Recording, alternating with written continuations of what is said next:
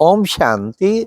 आज सुनते हैं 26 अप्रैल की मुरली से दिल में छपने वाली गहराई की बातें।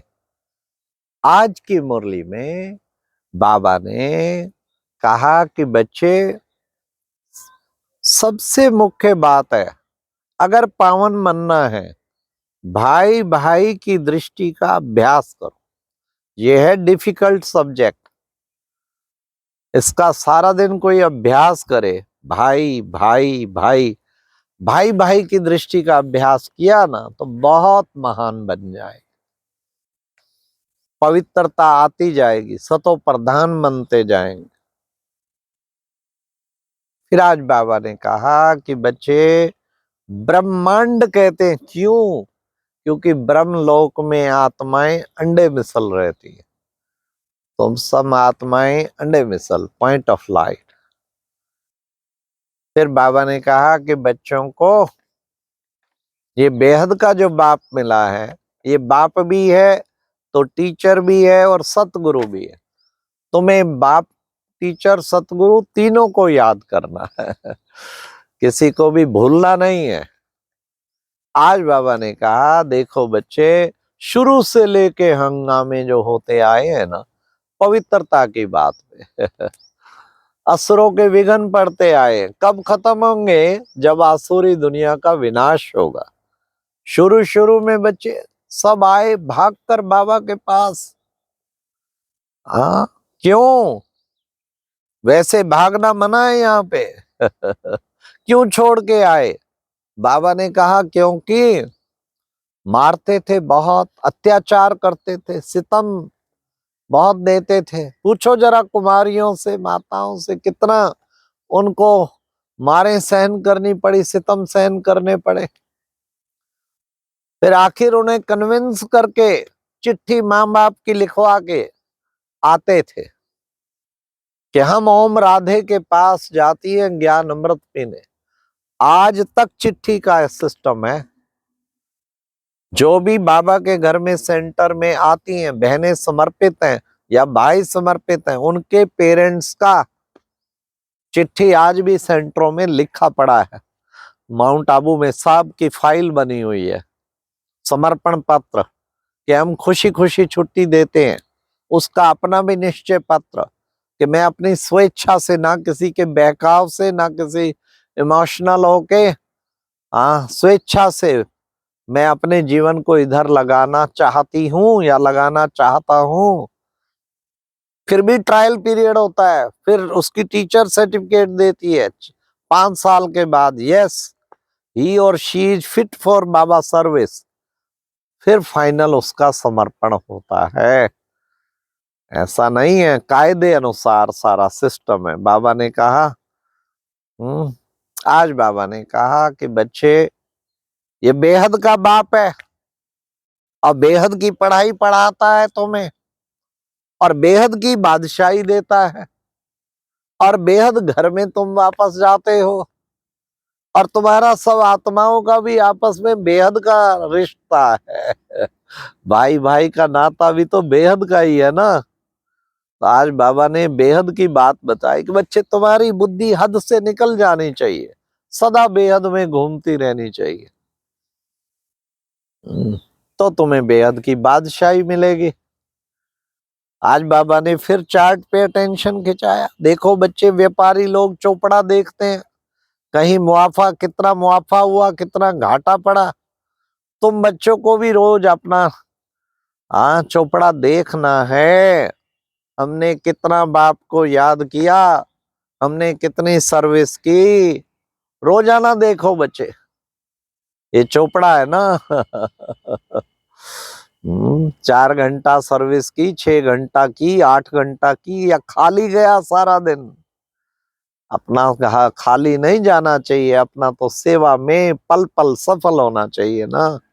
ये किस लिए जिंदगी मिली है? बड़ी भारी आमदनी है, बाबा ने कहा। इसको कोई लेवे तो सही, कोई करे तो सही। याद में बाबा ने कहा, तुम्हारी है सच्ची कमाई। तुम्हें फिर उस हद की कमाई से तुम्हारी बुद्धि हटती जाएगी, क्योंकि ये सब मिट्टी में मिल जाना है। बाबा ने कहा जब विनाश निकट आएगा ना, तुम्हारी बुद्धि हट जाएगी उस हद की कमाई से। इसलिए बच्चों को इस पुरुषार्थ में लग जाना है। बाबा आया है तुम सबको वापस ले जाने के लिए। कहाँ ले जाएंगे? निर्वाण धाम। निर्वाण धाम में जहां वाणी से परे, अर्थात बिल्कुल शांति धाम। शांति ही शांति लगी है, वहां आवाज ही नहीं है, आवाज से परे की दुनिया है। फिर बाबा ने कहा तुम हो राज ऋषि, वो है हठ योगी, और तुम हो राज ऋषि। हठ योगी सन्यासी कहीं घर बार छोड़ जाते हैं, हाँ, बाल बच्चों को छोड़ जाते हैं। बाबा ने कहा यहां तो छोड़ना मना है, इसलिए शुरू में परिवार के परिवार आए। हाँ, लेकिन प्रेम से स्वेच्छा से छुट्टी लेके आते हैं, बिना छुट्टी के नहीं। फिर बाबा ने कहा कि बच्चे, तुम बच्चे अब इस पवित्र बनना है, तो बिना बच्चे रूहानियत के, आत्मक दृष्टि के तुम पवित्र बन नहीं सकते। बाबा ने कहा बच्चे बाप का बन के रचता और रचना के आदि मध्य अंत को नहीं जानते तो बेसमझ ठहरे फिर। इसलिए सृष्टि के आदि मध्य अंत का जरूर ध्यान रहना चाहिए। बाबा ने कहा घाटा पड़ जाता है कोई तो कलप कलप का घाटा हो जाता है। तुम बच्चों को भी बड़ा सावधान रहना है। ये ज्ञान योग की सब्जेक्ट पे बड़ा टेंशन रखना है कि जरा भी घाटा ना पड़े, इतना हम पुरुषार्थ करें। फिर बाबा ने कहा कि बच्चे, बाबा गारंटी करते हैं क्या, तुम श्रीमत पर चलोगे तो हम तुमको साथ ले जाएंगे, सबको वापस साथ ले जाएगा बाबा। ये बाबा गारंटी करते। बाबा कहते मुस्लिम लोग भी कहते हैं सुबह उठ के अलफ को याद करो।